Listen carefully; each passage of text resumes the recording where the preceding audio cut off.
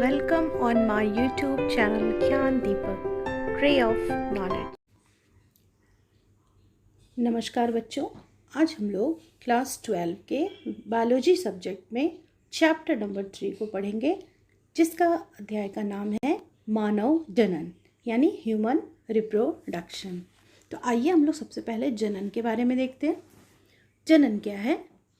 जनन वह जैविक प्रक्रिया है जिसमें जीव अपने समान नई संतति उत्पन्न करते हैं और अपनी जाति के अस्तित्व को कायम रखते हैं। इस अध्याय में हम मानव जनन के बारे में जानेंगे। मानव लैंगिक रूप से जनन करने वाला जरायुज प्राणी है यानी विविपेरस एनिमल है। यह अपने समान बच्चे को जन्म देता है। यह कार्य एक पूरी प्रक्रिया के दौरान होती है जिसे हम इस अध्याय में समझने का प्रयास करेंगे। तो आइए हम लोग इस अध्याय को देखते हैं।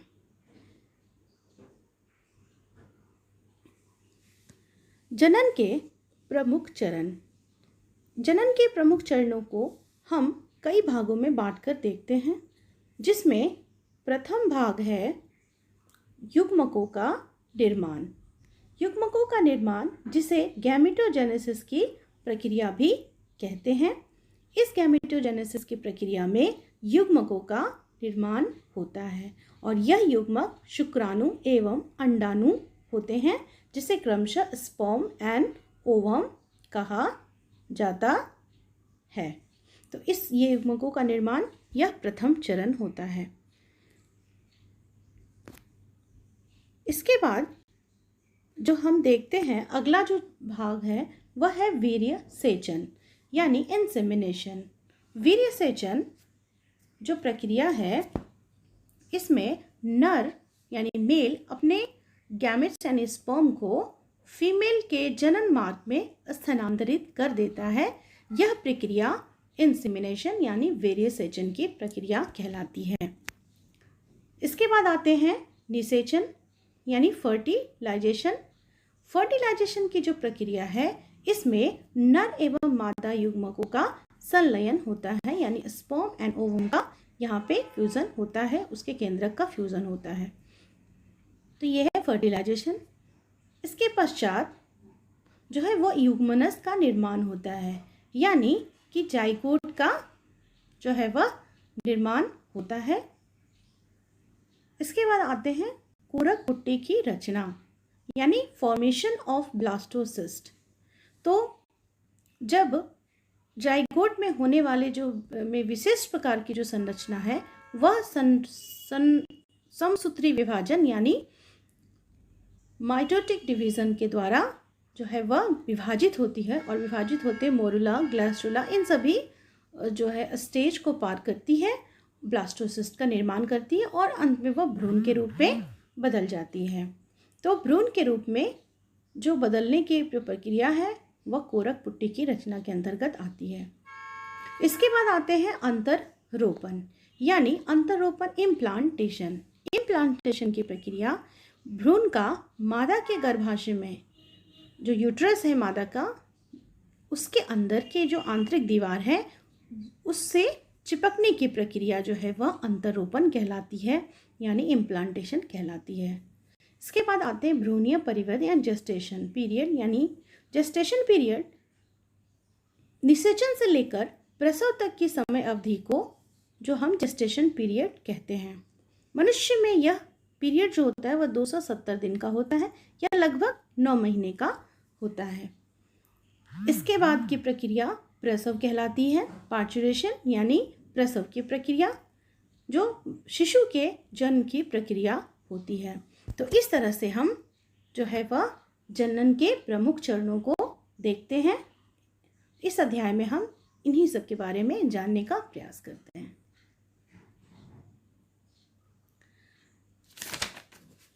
जनन तंत्र, रिप्रोडक्टिव सिस्टम। मानव एक लिंगी यानी यूनिसेक्सुअल ऑर्गेनिज्म है। इसमें लैंगिक जनन हेतु यानी सेक्सुअल रिप्रोडक्शन हेतु अलग अलग रचनाएं नर एवं मादा होते हैं, मेल एंड फीमेल, जो जनन प्रक्रिया को संपादित करते हैं। नर जनन नर जनन तंत्र जो होते हैं मेल रिप्रोडक्टिव सिस्टम मेल में पाए जाते हैं और मादा जनन तंत्र फीमेल रिप्रोडक्टिव सिस्टम मादा में पाए जाते हैं। यहाँ पर आप इन दोनों चित्रों को देख रहे हैं, यह मादा जनन तंत्र और यह जो है वह नर जनन तंत्र का चित्र है।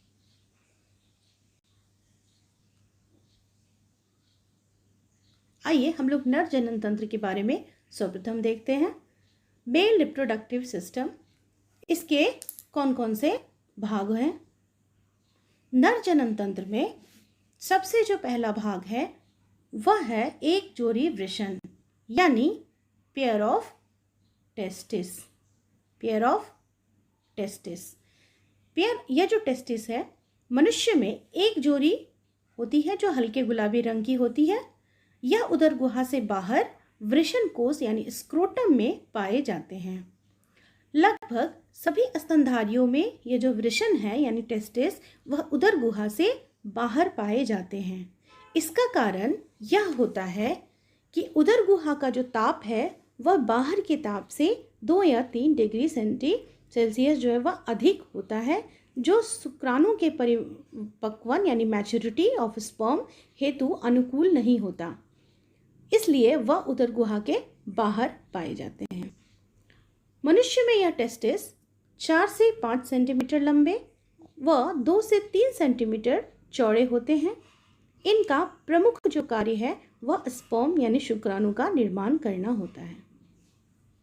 इसके बाद हम लोग सहायक नलिकाएं देखते हैं, एक्सेसरी डक्ट्स। एक्सेसरी डक्ट्स को यहाँ पर हम लोग देख सकते हैं।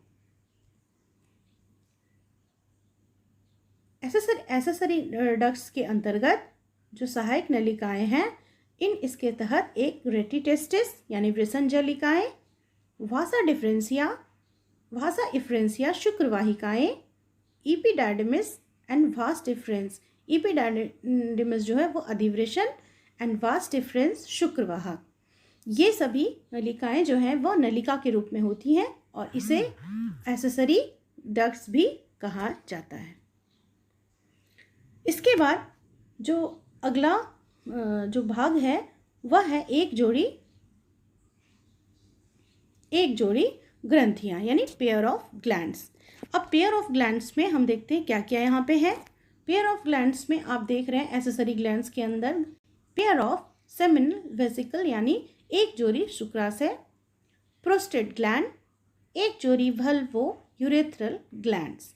ये सभी जो हैं वह ग्रंथियां हैं। इन ग्रंथियों से निकलने वाला जो स्राव होता है वह शुक्रिय प्लाज्मा का निर्माण करता है, स्पर्म प्लाज्मा का निर्माण करता है। वल्वो यूथेरल जो ग्लैंड है, ये ग्लैंड जो है इनका जो स्राव होता है इसके या मैथुन क्रिया के दौरान यानी संभोग के दौरान स्नेहक का कार्य करता है। आइए इसके बाद देखते हैं अगला भाग, बाह्य जननेंद्रिया यानी एक्सटर्नल जेनिटेलिया। इसके अंतर्गत शिशन यानी पेनिस और वृषण कोश होते हैं। शिशन यह नर का वह भाग होता है जो विशिष्ट ऊतकों से बना होता है। इसका कार्य मैथुन क्रिया के समय शुक्राणुओं को मादा के शरीर में यानी फीमेल के बॉडी में पहुंचाना होता है। इसके बाद देखिए वृषण कोश। ये वृषण कोश जो है यह एक मांसल संरचना है जो एक थैली के नुमा संरचना होता है और इसके अंदर ही टेस्टिस मौजूद होता है। तो इस तरह से ये हम मेल रिप्रोडक्टिव सिस्टम के सभी भागों को हमने देखा। अगले भाग में हम चित्र की सहायता से इन सभी भागों को समझने का प्रयास करते हैं। आइए हम इस चित्र को देखते हैं। इस चित्र में आप देख रहे हैं जो है सबसे पहले हम देखते हैं टेस्टिस के बारे में। ये वृषण है और वृषण जो है एक सघन माध्यम एक आवरण से घिरा हुआ होता है। प्रत्येक टेस्टिस है उसमें 250 से 300 यानी 250 से 300 त्रिभुजाकार कंपार्टमेंट होते हैं जिसे वृषण पालियां यानी टेस्टिकुलर लोब्यूल्स होती हैं। इस प्रत्येक पाली में इस प्रत्येक पाली में 2 से 3 शुक्रजनक नलिकाएं यानी सेमनीफेरस ट्यूब्यूल्स होती हैं। वृषण की ये सभी सेमनीफेरस ट्यूब्यूल्स जो है उसके अंदर कई प्रकार की कोशिकाएं होती हैं, जिनमें एक जर्म सेल होते हैं, स्पर्मेटोगोनिया, यह स्पर्म का निर्माण करती हैं। इसके अलावा यहाँ पर सर्टोली सेल्स भी होते हैं। सर्टोली सेल्स जो होती हैं, यह जब स्पर्मेटोगोनियन सेल्स अर्धसूत्री विभाजन करती है तब उसके लिए यह न्यूट्रिशन यानी पोषण प्रदान करती है। इसके अलावा जो सेमनीफेरस ट्यूब्यूल्स हैं, ये सेमनीफेरस ट्यूब्यूल्स के बाहर का जो क्षेत्र है वह इंटरस्टिशियल सेल से बना होता है, जिसे लेडिंग सेल्स भी कहते हैं। ये लेडिंग सेल्स नर हार्मोन जो होते हैं, एंड्रोजन, टेस्टोस्टेरोन, इन सब का स्रावन करते हैं। ये हार्मोन्स नर में यानी मेल में द्वितीयक लैंगिक लक्षणों का विकास करता है, यानी ये सेकेंडरी सेक्सुअल कैरेक्टर्स को डेवलपमेंट में हेल्प करता है। इसके अलावा लेडिंग सेल्स जो होते हैं वो स्पर्मेटोगोनियम, जो स्पर्मेटोजेनेसिस की प्रक्रिया है, उसको भी ये प्रेरित करता है।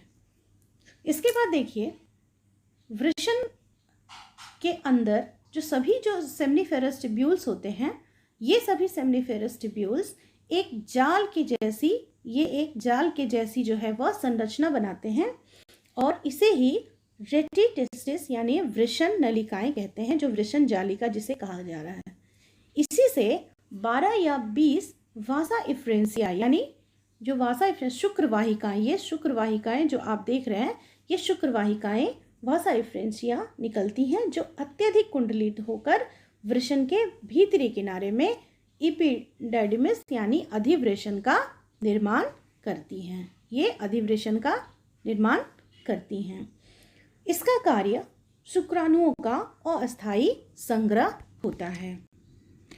अब देखिए, शुक्रवाहिकाएं जो होती हैं, शुक्रवाहिकाएं यहाँ से जो यह अत्यधिक एक कुंडलित होकर जो प्रत्येक वृषण के जो एक कुंडलित होकर यह एक, यहाँ पे एक देख रहे हैं आप, यह एक संरचना बनाती है, और यह संरचना आप देख रहे हैं यहाँ पे एक शुक्रवाहक का निर्माण करती है, और यह उदर गुहा के अंदर प्रवेश करती है और अपनी ओर की जो मूत्रवाहिनी के चारों ओर यह एक लूप बनाकर मूत्राशय यानी यहाँ पे मूत्राशय का जो आधार है, इसको करने के मूत्राशय के जो लूप बनाकर मूत्राशय के आधार भाग में शुक्राशय यानी सेमिनल वेसिकल में खुलती है, और यहाँ से यह फिर एजैकुलेटरी डक्ट यानी स्थलीय वाहिनी में यह खुलती है। इस तरह से ये जो डक्ट है, यह जो डक्ट है शुक्राशय से जो यह डक्ट निकल के आता है, यह यूरेथ्रा में जो है डक्ट शुक्राणु का संग्रह तथा स्थानांतरण यूथेरा में ये करते हैं, और यूथेरा यूरिनरी ब्लैडर से निकलती है, जो पुरुष को पेनिस के माध्यम से गुजरते हुए बाहर एक छिद्र के रूप में बाहर खुलती है, जिसे मूत्राशय मूर्ग यानी यूरेथ्रल मेटस कहते हैं। तो इस तरह से ये सभी भागों को हमने देखा, इसकी आंतरिक संरचना को देखा। आइए अब हम लोग इस सेमनीफेरस ट्यूब्यूल्स के अंदर के एक संरचना को भी यहाँ पर हम देख सकते हैं। यहाँ पर आप एक सेमनीफेरस ट्यूब्यूल्स के अंदर आप देख रहे हैं, ये सेमनीफेरस ट्यूब्यूल्स है, सेमनीफेरस ट्यूब्यूल्स और सेमनीफेरस ट्यूब्यूल्स जो कुंडलित है, यह मिलकर के यहाँ पे एक संरचना बना रही है। यह संरचना जो है मिल करके आप देखिए एक नली, यहाँ पे एक अधिवृषण यानी अधिवृषण का निर्माण करती है। यह अधिवृषण जो है एक नली आकर के यहाँ पे जो अधिवृषण की जो नलियाँ हैं वह आकर के यहाँ पे वासा डिफरेंशिया यानी वासा डिफरेंशिया की नलिका को बनाती है। तो इस तरह से हम मेल रिप्रोडक्टिव ऑर्गन को देखते हैं।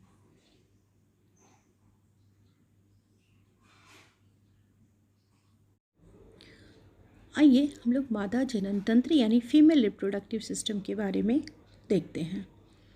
मादा जनन तंत्र के अंतर्गत एक जोड़ी अंडाशय होता है, यानी अ पेयर ऑफ ओवरीज। इसके बाद एक जोड़ी अंडवाहिनी यानी ए पेयर ऑफ ओविडक्ट्स। गर्भाशय यूट्रस, गर्भाशय ग्रीवा सर्विक्स, योनि वेजाइना, बाह्य जननेंद्रियां एक्सटर्नल जेनिटेलिया और एक जोड़ी स्तन ग्रंथि यानी पेयर्ड ऑफ मैमरी ग्लैंड्स होते हैं। ये सभी जो भाग हैं, यह भाग को हम आगे चित्र की सहायता से देखते हैं। इस चित्र में सबसे पहले हम देखते हैं ओवरी के बारे में। ओवरी मनुष्य में एक जोड़ी जो है वह ओवरी पाई जाती है। ये उदर गुहा की पृष्ठ भित्ति से जुड़े होते हैं। ये 2 से 4 सेंटीमीटर लंबे होते हैं। इसके अंदर ही अंडाणु यानी ओवम का निर्माण होता है। ये श्रोणि भित्ति तथा गर्भाशय से लिगामेंट्स के द्वारा जुड़े हुए होते हैं तथा ये स्टेरॉयड हार्मोन्स का भी स्राव करते हैं। ये हार्मोन्स जो मादा लैंगिक लक्षण और जो द्वितीयक मादा लैंगिक लक्षण, उन सभी को यह कंट्रोल करते हैं। ये इसका अगला भाग होता है अंडवाहिनी यानी ओविडक्ट। ये अंडवाहिनी यानी ओविडक्ट होता है। यह भी एक पेयर में है और प्रत्येक जो अंडाशय है उससे ये संबंधित होती है। इसकी लंबाई 10 से 12 सेंटीमीटर होती है। यह पीछे की ओर जो है यह पीछे की ओर गर्भाशय से जुड़ी होती है, जिसे यूटेराइन फंडस कहते हैं। यह संकुचनशील होती है। अंडाशय के पास का जो हिस्सा होता है, अंडाशय के पास का जो हिस्सा होता है, अंडाशय के पास यहाँ जो आप हिस्सा देख रहे हैं, इस हिस्सा जो यह एक कीप के आकार का होता है, जिसे इनफंडिबुलम कहते हैं।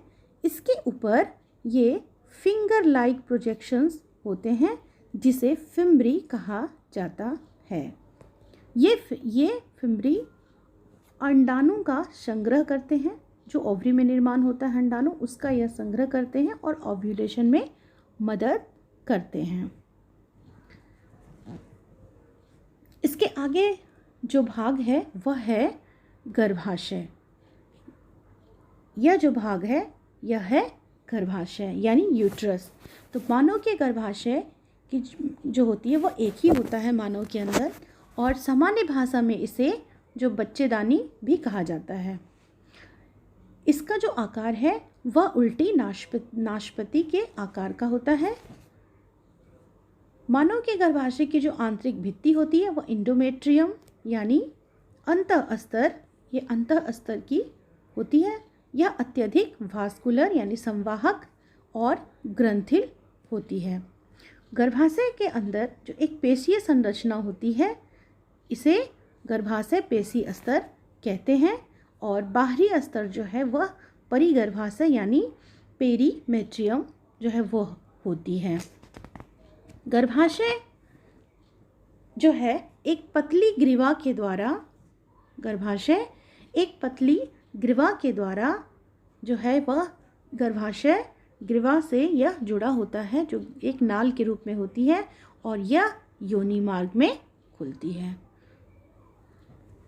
योनि जो है यह दोनों ओर के गर्भाशय से के मिलने से बनी होती है। ये जो योनि मार्ग है यह गर्भाशय के जो निचला भाग है उसके मिलने के कारण वह बनती होती है, और यह एक थैली के समान संरचना है।